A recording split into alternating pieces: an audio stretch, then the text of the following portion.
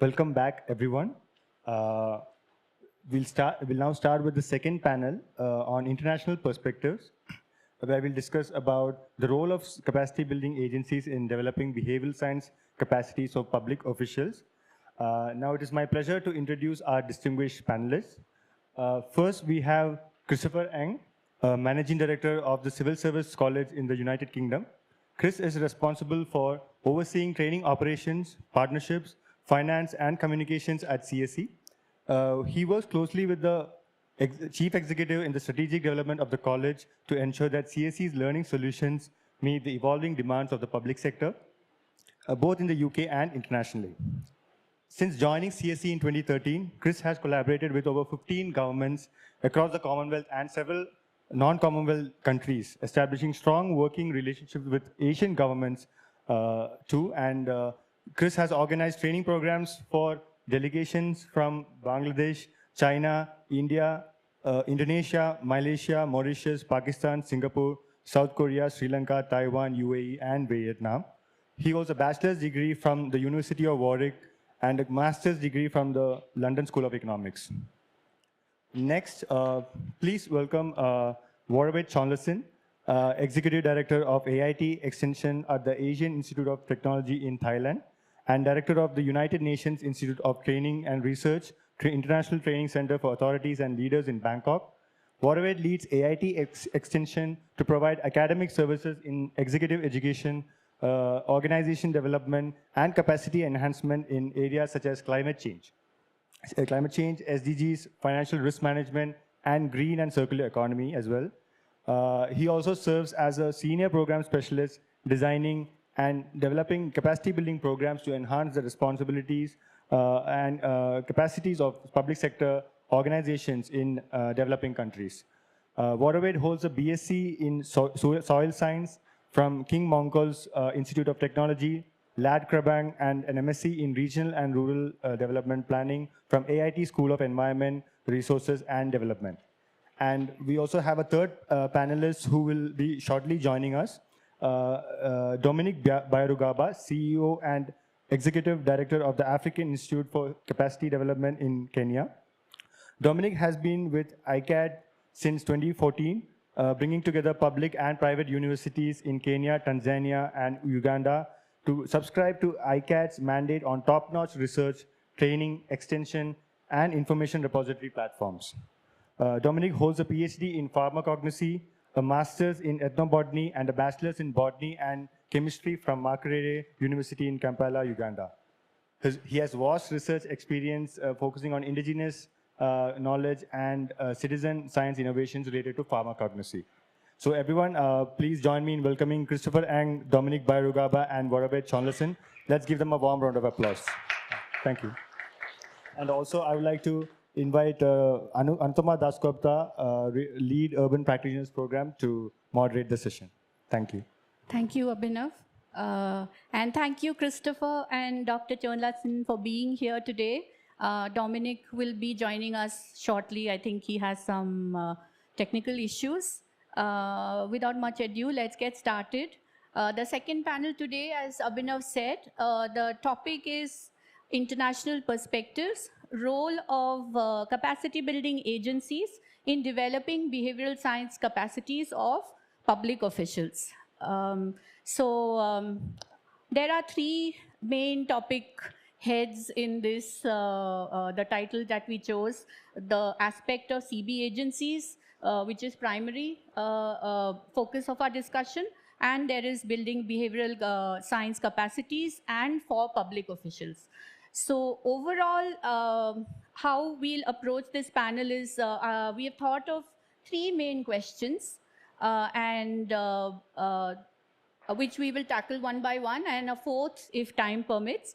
And these key questions being, the first one is, what are the CB needs in each of the geographies that our panelists are coming from, and which one of those can be addressed through behavioral interventions.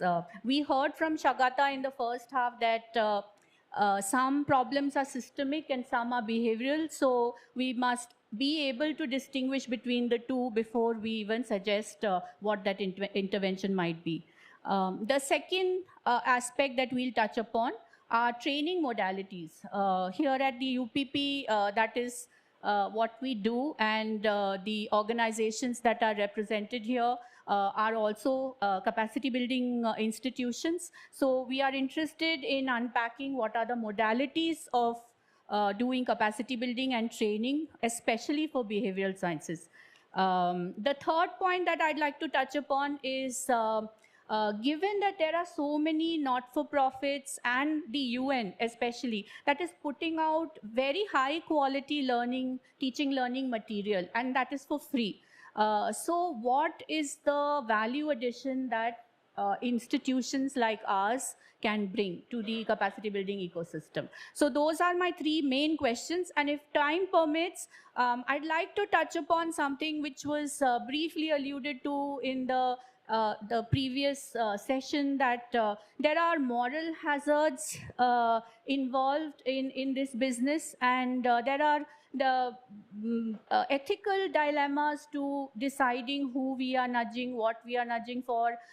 So how to traverse and how to situate ourselves as capacity builders in that I wouldn't say gradient, but on that plane or in that territory. So with that, again, one last thought that I want to place before the House, that capacity building and especially instructional design is universal. The way humans learn, there is a certain universality to it. But that said, capacity building endeavors are also hugely contextual. And this is also, we heard from our previous speakers, that there is the question of irrationality. Perhaps we are in different regions of the world. We have our unique ways of being irrational. And the question of relatability. Even if you're coming up with solutions, is it relatable in that context? So all of the institutions that are represented today speak to both the universality as well as the contextual specificity of capacity building. Before we go further, I'll just take one more moment, just a personal reflection here.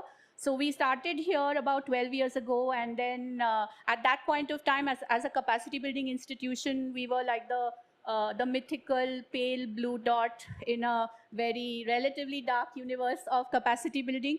But being here today, and please permit me my hyperbole, I feel like the astronomer who has made contact with not one, but 3 inhabited planets all in this space. So that's to speak to my personal excitement of having you here, Chris, as well as Dr. Chonlatsin, and hopefully Dominic will join us. With those comments, the first, what we are going to do is we're going to hear from our panelists about the institutions they represent and the work that they are doing in their respective territories. So first, I think we'll go from east to west. So Dr. Chonlatsin is joining us from Thailand. So may I call upon you to share a background on AIT extension and its work?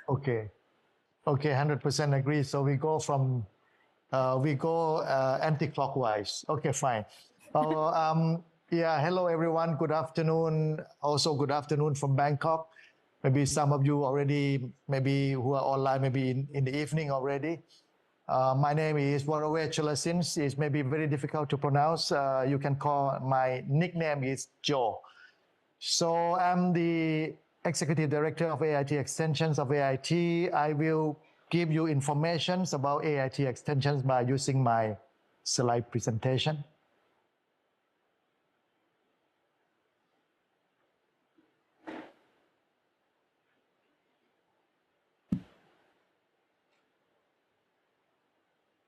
AIT extensions belong to the universities, and these universities called AIT, Asian Institute of Technologies. AIT was founded in 59, so it's more than now 65, is about 64 years old. And AIT is the higher education institution internationally. It is having the master degree and PhD. AIT Extensions, operationally, it founded 40 years ago. And AIT Extensions means to be the continuing education arm of AIT, professional development arm of AIT, capacity building arm of AIT. So the focus of AIT Extensions since 80s until now, we focus on providing services to public organizations, government organizations. 80% of the program that we are running for public organizations. Is maybe by accident that we have to serve the public organization from South Asian countries and also ASEAN. We also doing some program for countries in Africa and also the small island. So we basically started in 84 and we call ourselves at that time is the continuing educations. We changed our name in 2004 to become AIT Extension. So basically we reach out to organizations, we reach out to partners, we reach out to networks, we reach out to individual experts, and we reach out to companies and also corporation enterprises as well. Our service that we show in our website is very simple. We have been doing everything starting from the needs assessment, capacity development assessment, training needs assessment, organizational needs assessment, governance needs assessment, until the assessment of the learnings, until the evaluation of the training programs. And all of this that we are doing is covering different modalities, starting from a short course training until the projects that we work for the World Bank, we work for the Asian Development Bank, we work for the USAID. We run projects, consultancy projects that can be related to the institutional developments, training developments, human resource developments, and capacity development in various sectors. For example, we do the master plan for training for infrastructure sectors in Cambodia, in Laos, in Pakistan. We do some of the curriculum development for the hospital and healthcare sector in Cambodia, for example. So we are doing all the things which is related to professional development and also the capacity development and human resource development. So these are the services that provide to our client organizations, and we open these flexibilities. We have people inside the organization. We have 25 staff who are able to really make sense of the design of the program, whether it is part of the instructional design, is part of the syllabus, is part of the course curriculum, and also it maybe is part of the project design. These are the focus area that we want to focus today and maybe in the next 5 to 10 years or maybe 2030 when the SDG has to be complete. So we have the program domain on agriculture, food securities, banking and finance, development management, education management, energies, infrastructure technologies, and frontier technologies. So these are the domains that it allows AIT Extensions to develop or to decide the program fit into the domains of subjects. And these subjects, we decide the program using the internal expert, meaning that the AIT faculty members, AIT experts and specialists can also help us, work with us to decide the program based on the current interest, based on the current needs of the industry, business, and also government organization. And at the same time, we are able to mobilize the external resources within the countries and also outside the country, including from the UN agencies, since we are working with the UNITA to decide the program, to develop the program and implementation of the program. And AIT Extension is the house of the UNITA CIFA Bangkok, as you can see at the back of my screen. We now also having the space where we can also bring in the SDG subjects into our training program, and it is the platform that we can develop the program that have the SDG cut across those sectors that we are working on: agriculture, banking, finance, healthcare, education, and so on and so forth. And that is something that I also have to do from now on in order to promote the advancement of the SDG integrations into infrastructures and social science, social development, and so on and so forth. So these are the domains that we are offering, and we are keep on, moving in these directions. One thing that I would like to mention here, this program domain that we are offering, we have to do contextualization. We have to do customization based on the needs of the organization, whether the industries or whether the businesses, enterprises, and also public organizations. I would like to raise this to you that we have a good intentions to make cover our professionalisms in instructional design and also course development. So these are the key principles that we try to keep in mind. One is the consultative approach. So since most of the program that we are doing, we have to work closely with the client organizations. So we use the consultative approach. A lot of communication is happening in order to understand the need, understand the current interest, and also understand the problems of the organization, the gaps of the organization. Co-creation, of course, we are not working alone because we have the internal experts, in-house experts, of course, but we also have to confirm the subject matters with the expert outside AIT Extension, work with the professors and also the theorists and practitioners from the industry and businesses, and also the grassroots civil society organization in order to design the program. So we form into the consortium of subject expert. We, at the end of the day, our certificates that we are giving to the participant, we have to make sense that this certificate, give the identities of the outcome of the program. So that's why we believe that the committees or the consortium of the subject matter is very important to really give a good stamp, reasonable stamp to our training program. And that is actually giving the identities and also the qualities of the program outcome that we are producing.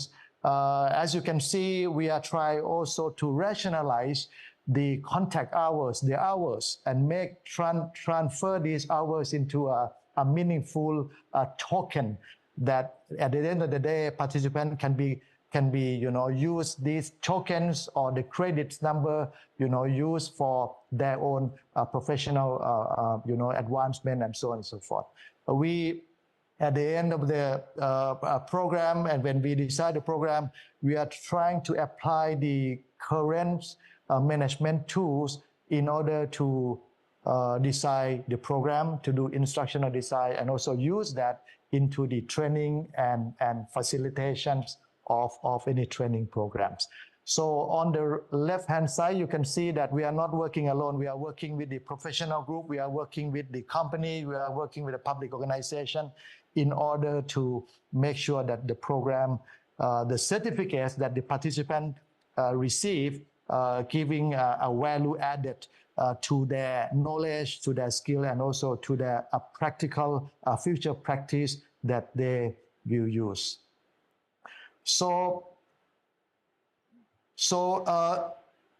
starting this year, we are trying to really make sense of the learning ecosystem.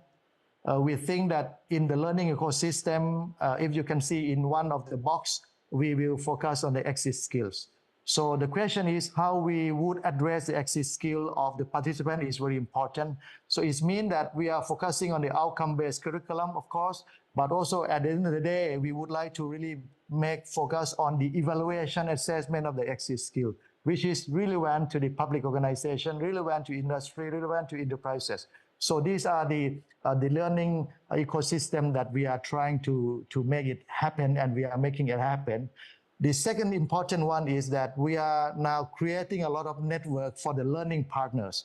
We are using industry, we are using public organization, we are using the real projects as the learning site where the participants can make connection between the classroom sessions, the group activities, into the realities that they can go very close to the practical level. So it is moving from the knowledge, practical knowledge, into the skill that is close to the reality when they are working into the organization. So this learning ecosystem is very important when we have the consortium. The consortium have to understand that this learning ecosystem has to be kept, in mind. We, as I said in the previous slide, we are trying to apply the modern or the up-to-date management tool into the instructional design. So in this chart, you can see that we are showing that how we would apply the design thinking into designing of the instructional design, and also trying to design the learning activities based on the design thinking. And we have tested this model. It works very well. The trainers and facilitators and course designers and subject experts have to work very hard in order to do the homework that this process of learning, it is meaningful to the participants and organization. And at the end of the day, the outcome is very solid and also very practical to the organization. Another example is the scenario planning. We also use this scenario planning approach or the risk management approach to design the program as well. So this is actually the part that we integrate the subject contents into the process, into the activities, into the experiential learning, and also the social learning that participants will be put into the situation in a very simple situation with the environment where they'll be able to produce something which is meaningful to the organization. So how we use this is to really make sure that the course syllabus and also the day-to-day training program, have been incorporated into the process of these management tools. And we are making sure that at the end of the day, before the program ends, the outcome should be very close to our expectation. So one of the box there, you can see that maybe at the end of the day, test size is very important, internship is very important, sandbox is very important, and also the field study may be very important. So this very much applicable to the public policy and public sectors capacity buildings a lot, because the public policy makers will need to really understand what is actually happening on the ground when they are implementing the policies. And at the same time, there will be a lot of interactions with the local people and also the citizens of the public services. Honestly, we are challenging ourselves to do this one, and we are trying to see how the prompt engineering would be helpful to people like us, in designing the training program and instructional design.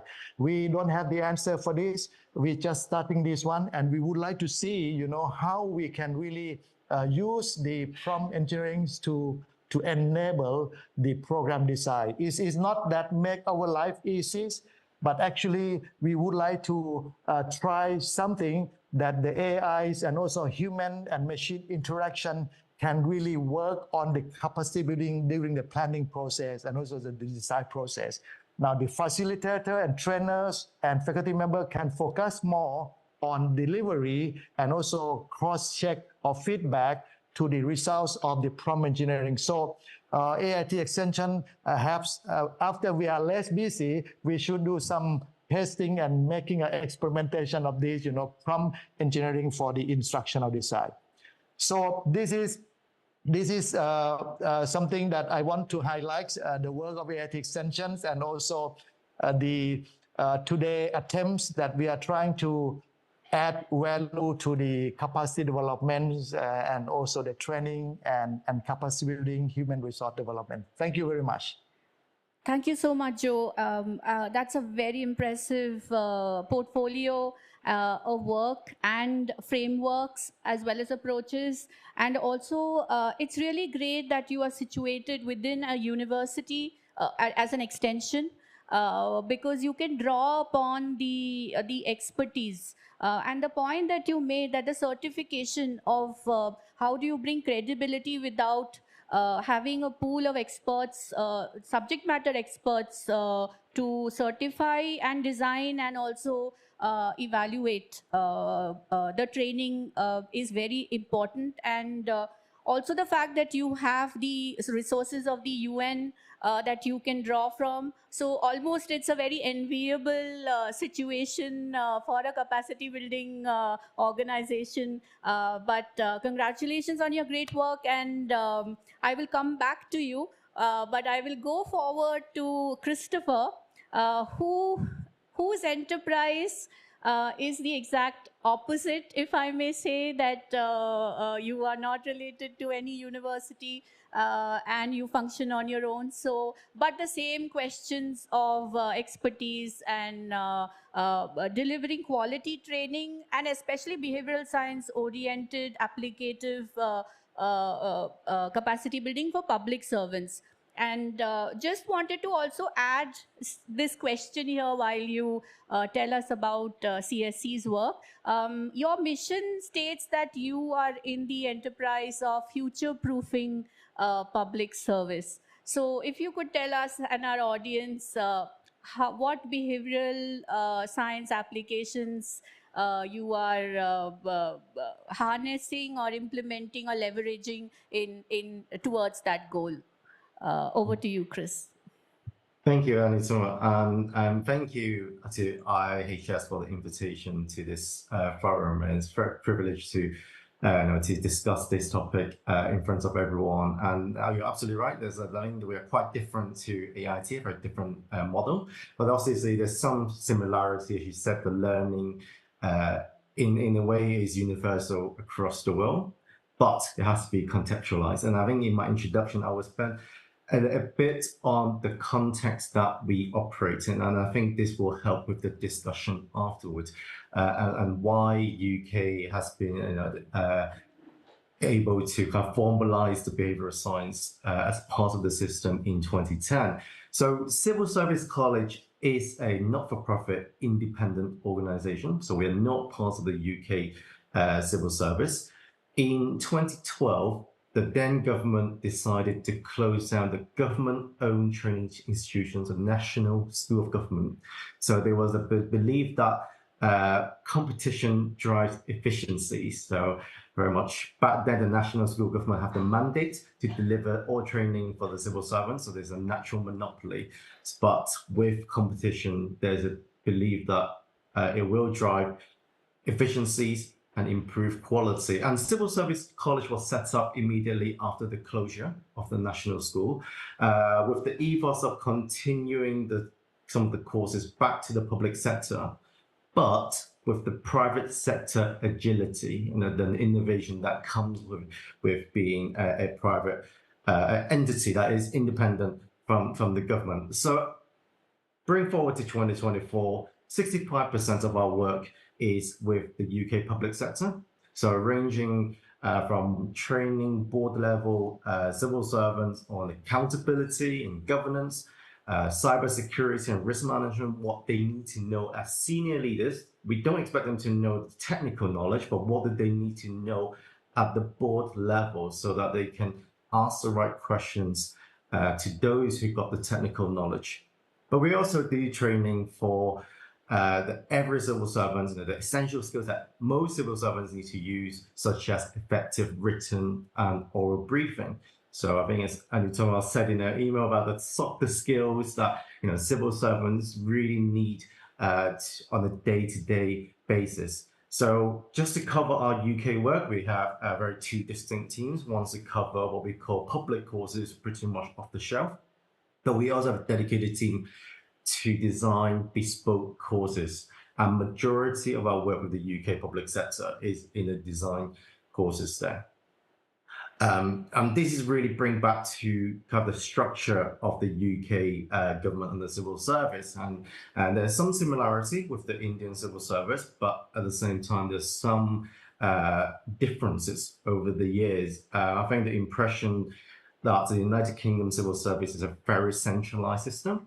But in fact, the relationship between the centre of the government, the Cabinet Office and the Finance Ministry and the line ministries, you can interpret that as more of a federal relationship where each ministry have their own set of plan. the most senior civil servants of that ministry have the personal responsibility for the running, planning, the development of the ministry. So they are, in a way, has its own unique culture, structure, and the people. We need to recognize that you can't just see them as the same across the civil service just because they are all the UK civil servants. And the remaining 35% of our work is with international governments. As an introduction said, like Malaysia, Taiwan, UAE, we're doing some work in the Caribbean as well. So mainly with Commonwealth countries where we have a shared historic connection. There's some similarities in the systems. So it allows us to really understand what they are aiming to achieve and how we can support them with our learning solutions. So currently we have about 25 MOUs with foreign government training institutions. And like MIT, we design those bespoke programs for them on a range of topics, whether it's sectorial or more generic skills for their civil servants. But to keep going back to the context we operate in, the culture, I think it's worth mentioning the administrative culture that have evolved over the years. And I think this might bring a bit of light why, again, said earlier about behavioral science side. So in the 1960s, UK civil service very much a bureaucratic culture, all administrative, very process-driven. But in the 80s, for those who are very interested in politics or public administration, you will know that is the emergence of the new public management, the adoption of private sector managerial practices, striving for efficiency, customer focus, and from Thatcher's administration to Tony Blair's administration in the 90s, that continued. How the UK's government civil service continue to create a better citizen-government interface, just like businesses and consumers having that really seamless interface. And of course, subsequently, we have embraced a new public governance, working in networks, working with communities. So because we all recognize that government can't deliver everything by themselves, we have to work with partners. And this trends continued even up until 2010 when David Cameron became the Prime Minister. So as I said, the National School of Government was closed. Again, that's one of the ideology is that private sector competition could bring in quality and efficiency. And in David Cameron administration, and even until now, there's increasingly adoption for that private sector terminologies in government, such as customer, clients. It's about being experimentative, learning how to fail fast rather than invest a lot of resources and then ended up your costs that you end up losing quite a lot more. And this really set the environment for behavioral science to enter the public sector, because behavioral science is not something groundbreaking new in 2010. It's always been really utilized in the private sector, especially in marketing. We have seen how private sector have been utilizing colors, images, consumers' emotions, the positioning of messaging, the wordings, to really shape consumers' behavior. So all these actually been transitioned into public sector in a way where I think in 2010 was a time where civil servants in the UK are very much familiar with all this terminology, with how it works. And that really allow, I think, the nudge unit to set up and formalize properly and without a lot of resistance. And I'm sure whether it's in Southeast Asia or South Asia, any changes in government come with some level of resistance. And I think the success of those, I think, is really that UK has that journey of embracing the new public management and new public governance, why it has stayed since then. So I hope that's going to give you a bit of a context of how we got to where we are. But in civil service colleges, we are independent from the UK government. We don't get any grants. Each government department pay for our services, for our training, using their own learning and development budget. So we need to be responsive. We need to understand the needs We need to understand each ministry as who they are and the individual learner as who they are. So each ministry got their own people plan. They plan to build to focus on which capability or capacity, and it's our job, if we want to get heard or be in this ecosystem that is often quite diverse and crowded, we need to show that we understand their needs, and that's where we have a dedicated team to focus on this. And it's really looking at their business plan, having conversations with the learning and development team, looking at the demographic structure of the department. So some of our departments have a higher average age. So in our department for transport, the average age is in the 50s. Whereas in our finance ministry, the average age is in the 20s and early 30s. So that's really shaped also what kind of areas they were prioritizing. So we need to appreciate that and allow us to make sure that whatever we are offering, it is reflective and tailored, that they believe that this will make an impact rather than a generic approach. That and I think for those who have worked in the public sector, as you know, public servants like really want to see that it will make an impact, it will deliver value for money, and if and one size fits all is, I think most civil servants firmly believe it doesn't achieve. And I think behavioral science again really reflects on this, because it's about testing, understanding the context you work in, and making sure that no situation are the same. But I think a reflection on what I just said is that fundamentally the directions of capacity development is really depending on the government of the day, the political will and leadership essential to drive forward. For those of you who is following, I think the UK politics, we know that we have an upcoming election in a week's time, and this is I think in a time since the last 14 years that there is a high chance of a change in government. And we are expecting a party with a different ideology coming in. So that could change the directions of the capacity development that we will be operating in. And I think to give you more of details on how we work with the ministry, our current biggest client is the Ministry of Justice. So they have a challenging few years since the pandemic. So the focus of the past at least 2 years is more about building resilience, really about, they got talented staff, but what if they leave? They are exhausted. And with many countries, civil service salary will never be able to compete with the private sector. And a lot of them are staying in the public sector because there is a value that they firmly believe in, and they're trying to deliver that through the civil service. So we will have extensive discussions with those who are responsible for training in the Ministry of Justice. I think just like ATR, we have a consultative approach, doing learning needs analysis, and then come up with a range of courses that are scheduled in throughout the calendar year, so that it is not ad hoc where people see that they come on one training and then that's it, that's over. It's about planning in advance so that there's a continuous learning, and hopefully that will over the time support the ministry develop a continuous learning culture.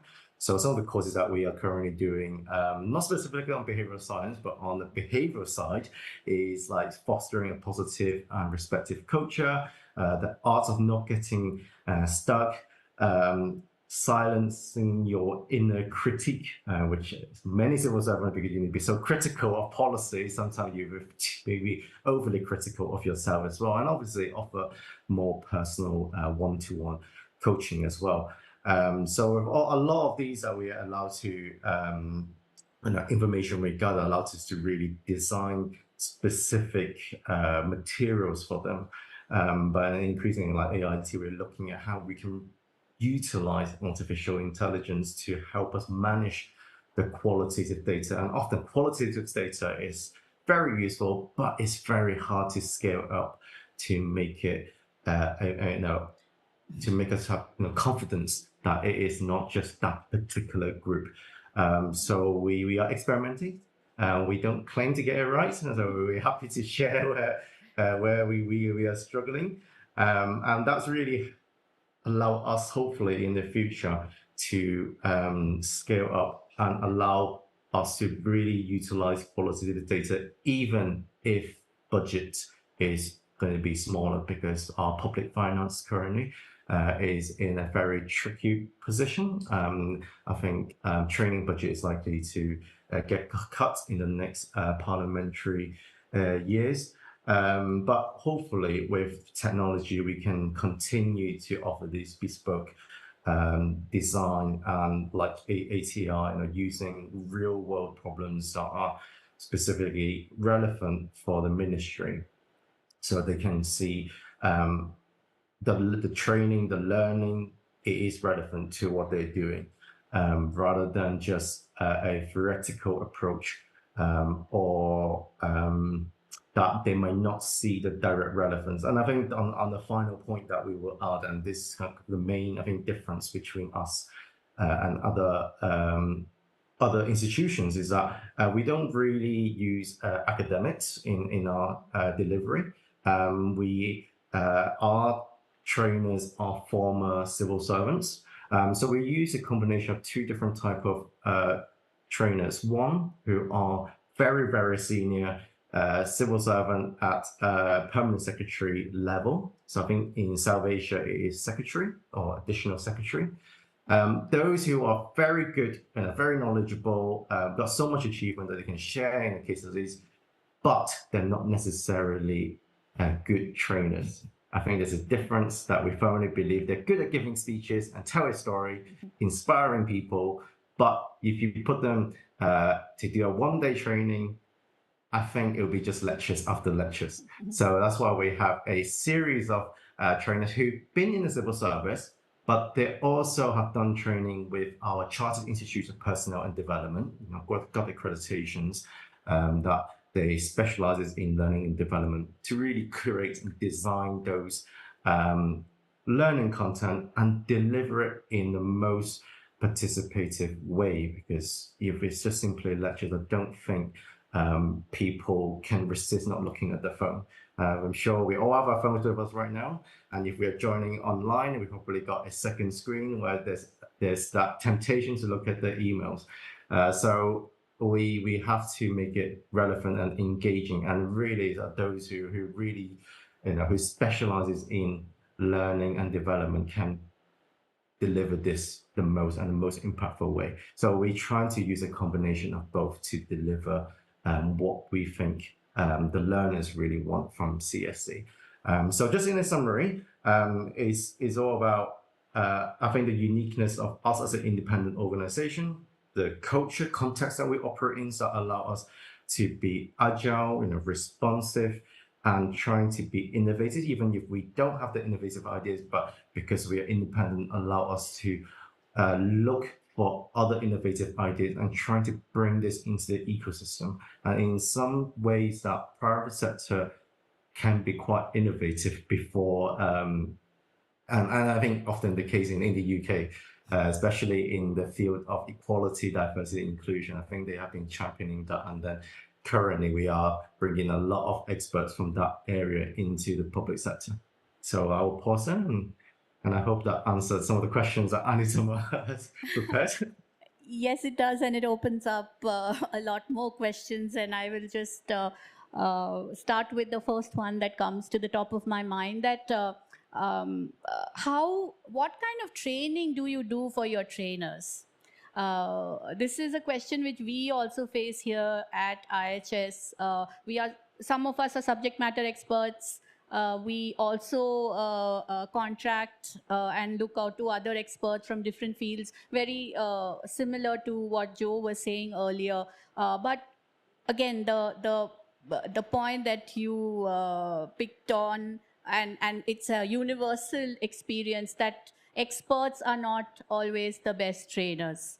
And they may be good even in a university setting, but training is a much more leaner, agile, on your feet sort of endeavor, and expertise doesn't translate always. It's not equal to sign to training capacity. So we want to hear from you, how do you train your trainers?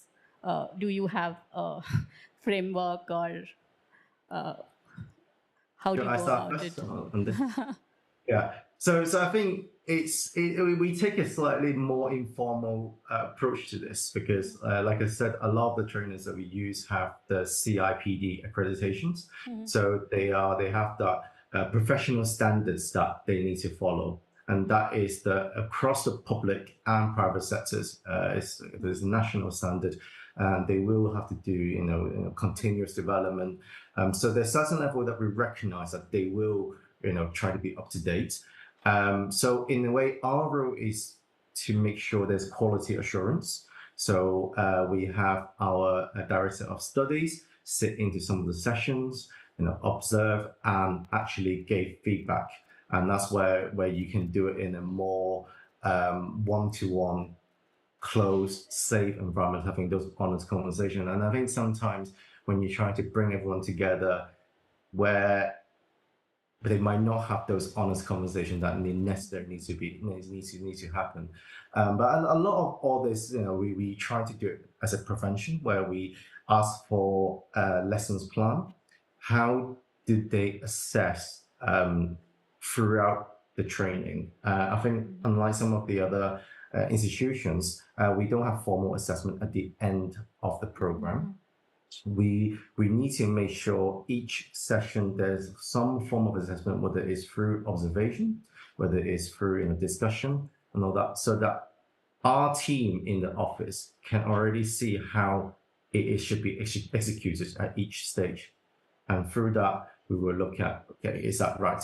And every now and then when we found a new technology that helped us with the delivery, like the last few years, obviously Zoom, Microsoft Teams, the initial lockdown stage, and then subsequently Mentimeter being widely used now for online polling. So we then run these ad hoc sessions for the trainers to really see how it's being utilized to enable better delivery.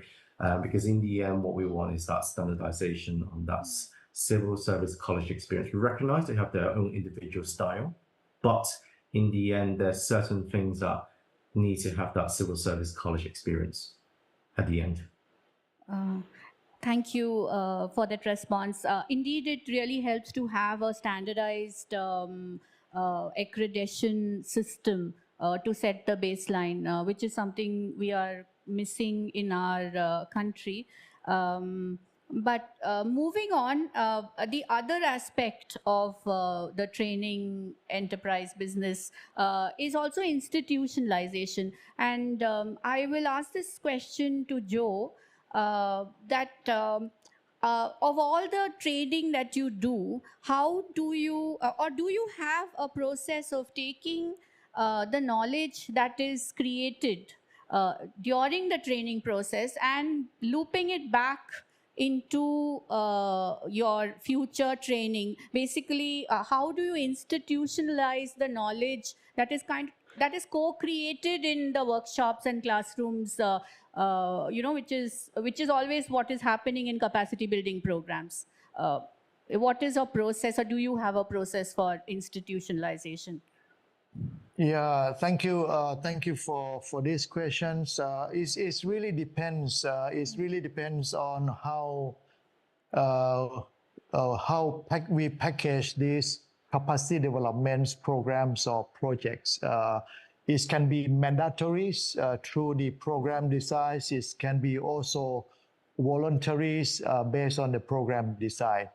What we practically can do is to really end the training program with a very meaningful practical knowledge and practice skill, and allow the participants to really aware of the last few days, what are the key takeaway which can be used in their workplace. So that is the the big questions, the main question for them before they go home, what can be used and what are the situations that they can use so that they get prepared for that applications into the institutionalization. That is number one. Number two, I think it is, we can't expect 100% of the participants will be able to be the champion. So we are really trying to get the talents group into the training programs, 10 days, 15 days, 6 months. We would like to use this group of the 15%, 20% of the people who are really a champion can make a kind of action plan or also the kind of futuristic application of their knowledge and give it back to us so that we can use this and incorporate this into the training report that we are doing. And last but not least is that when we are submitting the training designs to the organization, we always encourage the government organization that the follow-up activity is very important. And these follow-up activities is not need to be very high cost. Now it can be done through online seminar, online on-the-job training, coaching, online mentorings, clinical session, and so on and so forth. So I think at the end of the day, adding into number 3 is the engagement strategies, working together with the heads of the divisions back home that they are part of the institutionalizations of the knowledge. Thank you. Just wanted to add a follow-up question that came to my mind that do you do formal impact evaluations of your work? And if you do so, what are the modalities of that? And this question is coming from the morning sessions where the importance of completing the loop and that reflexivity that comes from doing a proper impact evaluation of whatever you are delivering is important. I think I'll ask this question to both of you, though I understand that in the UK you are further along, much further along, if I may say, in the development of the capacity building space. So perhaps, let me not speculate. I will let Christopher answer the question. But first, Joe, your comments and reflections on this. Practically it's very hard to commit for the impact evaluations or return on investment or even productivities. So mostly we are doing at the transfer level. So we are going to the maximum of the ensuring that knowledge will be transferred to a bigger groups of the staff of the organizations. So the question is that what actually the tool for that transition, or what is actually the tool using for that transferring of the knowledge? So if we be able to really identify that process of the transfer the knowledge, I think maybe a good rationale of the possible impact could be happen from that evidence of the practicality. So that is something that in the scope that AIT extension can handle. Number 2 is that if we want really go beyond the transfer, then we really need to work with the organizations, the host organization, the client organization, to really decide of the impactful future activities for strengthening the capacity. For example, we are working with the MOPA Bangladesh, and also actually we got the fund from DFID in the last 7 years. So at the end of the first phase of the training program, we have the kind of a bit of competitions and also giving marks to the participant, and they will be sent to UK to do an advanced study if they will be passing those tests and also the advanced skill and practical skills and also the knowledge that they can pass to the next level. And actually that is the 20% of the class, then they go for the advanced thing. In my personal opinion, it's hard to really commit or promise the impact, but we can really ensure the process that more impactful, skill and knowledge can happen, and that is measurable. Yes, thank you for those reflections. And I pick up on the point of incentivizing learning, which is also a kind of nudge. And over to you, Chris. And I would also invite you to reflect on this from your experience of working across the Commonwealth. You have experience working in many different countries. So if you could also, not only the UK could reflect on impact as well as, what clients are wanting in terms of capacity development in the geographies that you are working in. Thank you. And I've echo what Joe has said about to the extent that we're able to evaluate. So I'll cover this part first before I talk about the international side. In the UK, because we are independent from the government, so there's only so far that we can access. And with our training programs, obviously we will have the control with the usual, immediate post-training evaluation, a 3 to 6 month, some further qualitative and quantitative, evaluation. But how does it actually translate into performance? That's a completely separate questions. And again, we are only part of a bigger ecosystem. It's part of what the ministry themselves are doing. So the learning and development team or the HR function within the ministry have to take ownership of this evaluation. Without them, we won't be able to get the data that necessarily we need or other suppliers need to further improve on it. So we work very closely with them and with the line manager to make sure that at least we get some insights in how they have been performing afterward. But whether we can do it systematically, it doesn't happen across all the public bodies that we work with. Some ministries are very much hands-on, take ownership of this, happy to collaborate, but some ministry see, more of a transactional relationship.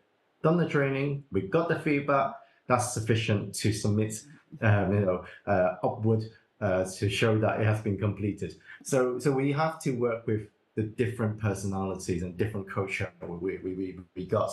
But ultimately, one thing that we increasingly use to plan the future and to really reflect on whether what we have done so far have worked is looking at the Civil Service People Survey. So every year there's an annual surveys being done across the civil service. Each ministry got their own set of results on what their staff think on a range of topics, their views on the leadership, their views on the salary, their views on the training offer. So that this survey is done independent at a time that is very different to whenever training happens. So obviously, when you finish the training, you are very energized, you probably give a very good feedback. But when you pick a randomized moment and ask them for us to give their feedback on a set of different questions, and one of them is training, you might find a more objective feedback on what they really think, how the training has been organized for them so far. And that's how we use those sort of insights, that even not something that within our control, to support us to plan what we can do and whether we make the impact and how we can make adjustment. On the international side is even more challenging because we are not just like the physical distance, time zone, but I think ultimately the topic itself, whether it's leadership, whether it's technical topics on, let's say, sustainability and the green finance, that's harder for us to really track outside from London. But one thing I normally will look at, because the additional, the secondary objective of having training in a foreign country is that internationalization. How can civil servants have a broader horizon, looking beyond their usual, their country, beyond the region that they operate in, and look for examples from a very unfamiliar country? So, and also having that connection in the UK, that's the, I think, one of the advantage of having a training here. They build that connection. They can always look for ideas from here going forward. And I would say that is one of the things I would look for, whether the civil servants that we have attended training with us will still come back and look at the UK, whether they will contact our civil servants. And sometimes they do. They do, contact me and say, hey, what is the UK position in this policy area? Can you send some information for me? And will signpost them, and they will contact our civil servants as well. So I think that, although we can't systematically capture this as hard data to show its impact, but there's some signs that I think we can say is achieving that aspect. Why there's such a thing as international training. It's the purpose to connect them with a different civil service and getting new ideas. Thank you so much for those responses, Chris. As we are closing towards the end, I will open the floor out for questions now. If there are any questions in the room. Thank you so much for the conference and for the both of you on the panel. I think my question was regarding what it takes usually to break the ice or to get civil servants comfortable talking about problems that they're facing. Because my understanding is that often these decisions about training are decided from the top management. They know that, okay, we need to do a training. And it might be hard for civil servants to even acknowledge that there is a problem. So how does this work? How do you get them comfortable? Any tips or tricks that you use? And what percentage of a training population do you expect to fully participate? I think that's my question. I think there's a slight difference. I think between the way that's, I think let's start off from the way that civil servants are recruited first. I think that's probably will give you some insight into how the training is not necessarily top down. And actually there's not quite a structured way in the training aspect. So civil servants don't need to attend a central exam. There's all the positions are, most of them actually, I would say, most of the positions are now advertised externally across, from junior level administrative officer to managers and directors. They're all advertised externally on the website. So each of these job roles will say, these are the behavior you're expected to demonstrate in this role. And from there, you would apply. You could be applied straight from the private sector into director role in the civil service. And then I think at the moment, about 15% of our senior civil service are from the private sector, have no previous experience in the public sector at all. So then once they're inside, there's common training for induction. But then that's usually talking about scale rather than what is relevant for them. And that is where we come in, civil service comes in more afterwards, where you're now in this role. What are the challenges that you are trying to overcome? Or you as a director, you notice these are challenges from the team. What are you trying to overcome? And these teams have a very specific role descriptions that they need to demonstrate behavior, competence. And we're focusing from that angle. So when it's not necessarily, it's a very structured plan. When you reach this level, you do this training. When you reach the next level, you do this training. These are all tailored to where the team, the individual is at right here, right now. And then we design accordingly. So in a way, before they come, the conversation that whoever is leading on their side is talking to our team. There's a lot of communications. How do we make sure we get the buy-in, and then the course description, structure of the day gets sent out to all the participants in advance. They already know what they are signing up for, and in a way, they do have to sign up voluntarily. It's not common that they are being told you must attend this. Most of the cases, the L&D team wrote this out to the whole directorate or the ministry, and then they're looking at how many people sign up. So it's a voluntary sign up, which help us in many ways, because there's that buy-in. And so when they turn up, they're really eager they're hoping to get something out of it. And we use a pre-training questionnaire before they turn up to the course, so that they know that it is not just purely what the organization wants. We also want to know what they as an individual learner want as well. And then we collate all this data together, our trainer will adapt the course accordingly. So that when they're here, they don't feel like it's purely a top-down decision on what they need to learn and how they should behave after attending this course. Can I add to Christopher? Yes, For, absolutely. For our audience, one is to sometimes we do use a lot of social media, WhatsApp groups. You know, we break the ice using the WhatsApp group for maybe 10 days.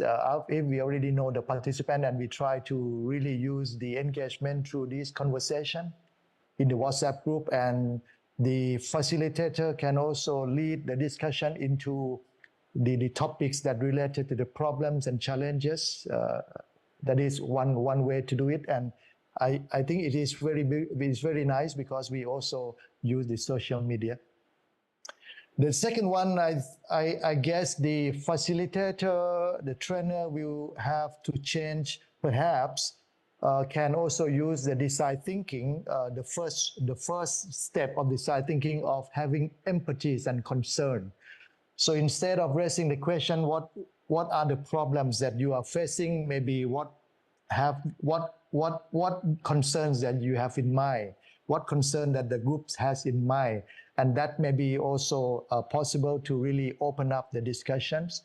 And in fact, we can also mention that the concerns and problem that you see could be the opportunity that you can address in the future, something that it is under your control. So say, for example, something that you cannot change, the constitutions, the regulation, the law, you can't change. We don't discuss on that. So we cascade that into the lower tiers of the practicalities by addressing the concern that you under your control. So that make people more confident that if I'm thinking something, it is in my control that I can solve problem. If it is something about constitutions, laws, ministers, we can't change, so we can't change. So they don't have idea. So I think that is the way to really engage the Thank you for that response, Joe. We have time for just one last question, and we are going to take one online question, and Aishwarya is going to read the question out to you. Okay. We have a couple of related questions, but let me paraphrase. How can developing countries effectively learn from the experiences of developed countries in implementing behavior change initiatives for public officials? I think the question could also be interpreted as, are there differences that you have seen? And if there are any specific strategies that have proven more successful in these contexts? This somewhat like a follow-up question that says, how do you ensure that behavioral insights are contextually adapted for the diverse regions that you work with? It could be open to both of you. It's a very broad question, so feel free to interpret. Yeah. I mean, the developing countries learn from the developed countries. That's a good question. I mean, I think online learning, giving information about the developed countries' cases, which is relevant to the concerns, problems, and opportunity in developing countries through online, and make it nice, that would be cost effective, because we need really to package that and send out the message to the online. Now the next step is that how the program designer would decide by relaying that dots of informations into the mapping of the needs and the priorities of the local context. So it's a design part, I believe so. Mm-hmm. And then it's go into the brainstorming of how we can really apply that. So if we really want to apply that, still the participant has to prioritize which one is the short term, medium term, and long terms, and so on and so forth. So it's a bit of a stepwise approach, cost effective, and that's it. And on the other end, exposure to the developed countries for 5 days, 10 days is maybe also meaningful, but it could be very expensive. That could be something that we can also use as the strategy. Thank you, Joe. Yes, Christopher, some final reflections from you. Yeah. No, also I think it's a very, very good question about the, how can developing countries learn from the experience of developed countries. And I think the one thing I say to everyone is that don't try to copy it.